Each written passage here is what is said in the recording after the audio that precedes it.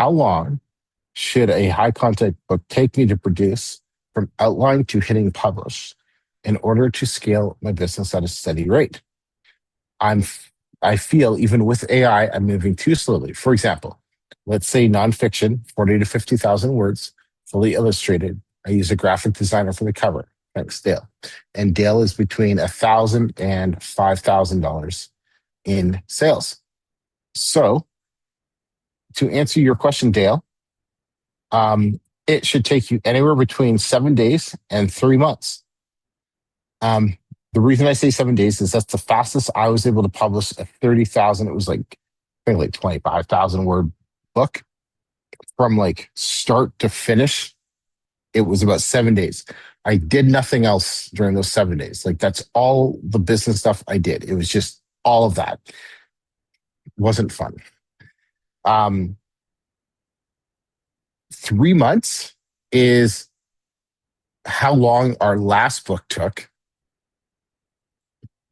And only because I think there was just some delays and our system could have been way more efficient. And we're fixing that. So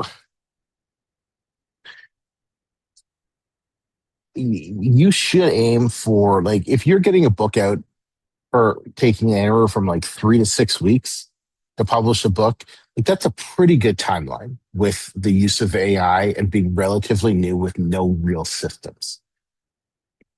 I'd say that's a good timeline. I do want to wonder why your books are so long. Part of the reason that we aim for between 20 to 30,000 words is because it helps reduce page count and that helps increase your profit. You don't need a long book in order to give a lot of value in the book, right? You can do that with a shorter book. Longer books mean you're going to have to sell it higher. So unless you're niche, that's like the standard length for a lot of books. And they're selling those books. That would be like a $24 or more book in order to make like a $8, $9, $10 royalty on it. So unless that's the case, you're good to go. But you might want to think about trimming that down a little bit. But